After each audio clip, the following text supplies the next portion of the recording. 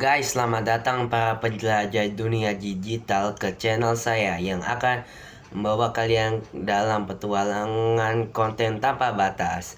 Hari ini saya ingin bicara tentang sebuah cerita bernama Si Kancil dan Si Kura-Kura. Kalian pasti pernah dengar cerita ini dalam sebuah cerita lain yang bernama Si Kelinci dan Si Kura-Kura yang balapan satu sama lain, tapi ceritanya sama, hanya saja karakter kelinci diganti dengan si kancil.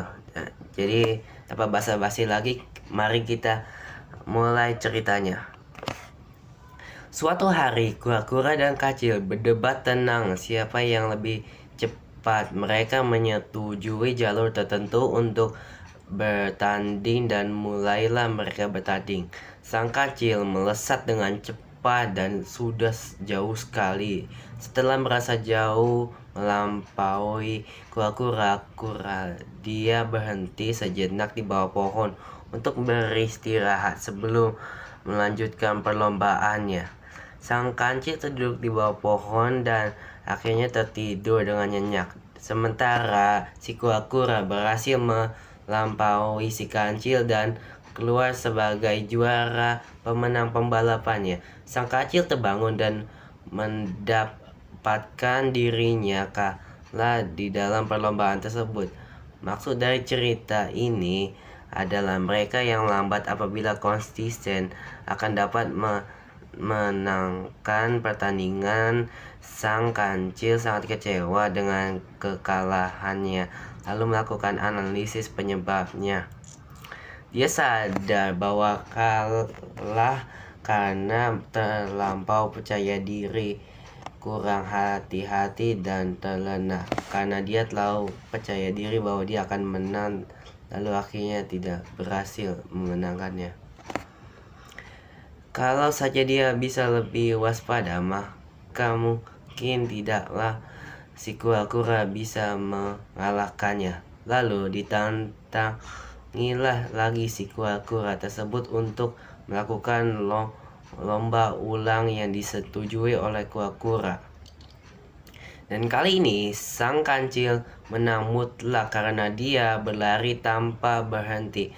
Maksud dari cerita ini adalah cepat dan konsisten akan mengalahkan. Kalau ada dua orang yang perusahaan yang satu lambat pakai metode dan handal, sedangkan yang satu lagi cekatan dan handal, maka yang cepat dan handal akan lebih maju lebih cepat. Lambat asal konsisten itu bagus, akan tetapi lebih bagus lagi kalau cepat dan konsisten. Setelah berpikir keras, kali ini kura-kura menantang sang kancil untuk berlomba lagi pada jalur yang beda, tetapinya perlombaan berbeda. Rupanya garis finishnya terletak beberapa ratus meter setelah tepi di seberang sungai. Sang kancil bingung gimana caranya dia bisa menyeberangi sungai tersebut. Tidak tahu harus berbuat apa, dan tak lama kemudian kura menyusul sang kancil dan dengan santainya menyeberang sampai ke garis finish dan memenangkan pertandingan tersebut. Maksud dari cerita ini adalah: pertama, temukan kekuatan utama Anda. Kemudian carilah tempat bertanding yang sesuai dengan kekuatan Anda. Kekuatan utama Anda di perusahaan. Kalau Anda pandai berbicara, carilah kesempatan untuk memberikan presentasi sehingga pimpinan Anda bisa melihat kemampuan Anda. Kalau kekuatanmu adalah menganalisis, carilah peran yang membutuhkan kemampuan analisis. Bekerja pada kekuatanmu bukan hanya menunjukkan kehebatan khususmu, akan tetapi juga menciptakan kesempatan untuk maju dan berkembang. Kali ini sang kancil dan kura-kura menjadi bersahabat dan mulai memikirkan solusi masalah bersama-sama. Keduanya sadar bahwa lomba yang terakhir bisa dilakukan dengan jauh lebih baik, jadi mereka memutuskan untuk melakukan perlombaan lagi. Cuma kali ini mereka berlari dalam satu tim. Mereka mulai berlari, sang kancil mengendongkan kura-kura sampai ke tepi sungai. Kemudian di sini kura-kura yang mengendong sang kancil untuk menyeberangi sungai.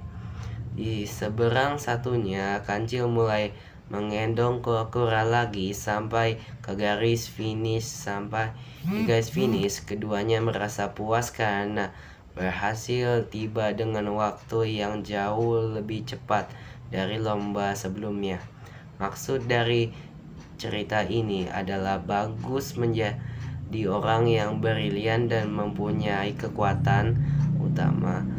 Akan tetapi, tanpa bisa bekerja sama di dalam suatu tim dan menjalani masing-masing kekuatan yang kau punyai, hasilnya tidak akan maksimal karena selalu ada situasi di mana Anda bekerja sama kurang sedangkan rekan lainnya lebih baik dalam suatu hal yang Anda kerjakan.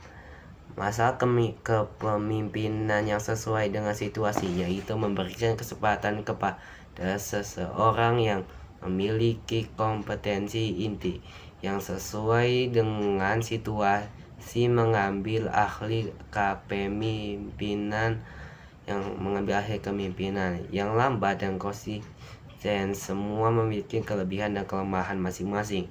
Namun jika kita memanfaatkan kelebihan kita dengan baik dan bijak dan juga tepat fokus pada tujuan kita dapat mencapai kesuksesan bahkan jika kita tidak tahu menjadi yang tercepat atau yang paling kuat. Dalam hal ini, pesan-pesan dari cerita semua ini yang aku bicarakan mengajarkan kita untuk menghargai dan menghormati kekuatan dan kualitas orang lain sambil tetap berusaha menjadi yang terbaik dalam hal yang kita lakukan. Oke, itu yang ingin saya sampaikan. Jangan lupa like, komen, dan subscribe. Nyalakan lonceng pemberitahuan agar Anda tidak ketinggalan petualangan berikutnya. Dan sampai jumpa di video berikutnya. Goodbye.